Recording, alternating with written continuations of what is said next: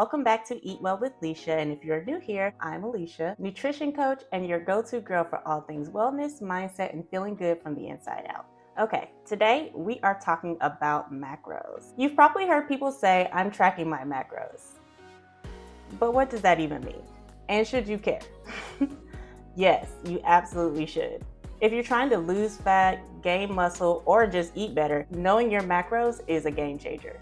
Macros is short for macronutrients, and they're basically the nutrients your body needs in large amounts to function properly. There are three main ones: proteins, carbs, and fats. Protein helps build and repair muscle, keeps you full, and supports your metabolism. Carbs are your body's favorite source of energy. That includes fruits, grains, and even veggies. Fats support hormone health, brain function, and keep you satisfied. Every food you eat contains a mix of these macros, and they also make up your total calories. So why track them? Because it gives you a clear picture of what you're actually eating. Instead of guessing or cutting out random foods, you can customize your meals based on what your body needs.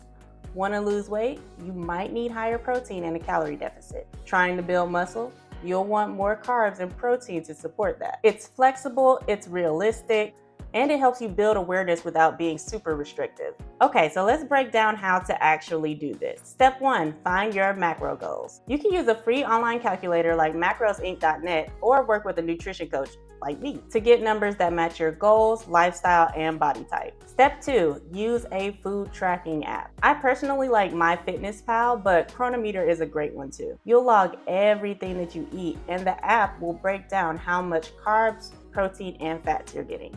Step 3, measure your food. A kitchen scale is super helpful, especially in the beginning. It is not forever, but it does help train your eye to understand portion sizes. Step 4, log consistently. Try to track most meals and snacks. It does not have to be perfect. It's about learning and being more mindful of what's on your plate. Okay, here are some pro tips. Do not stress if you're a little off some days.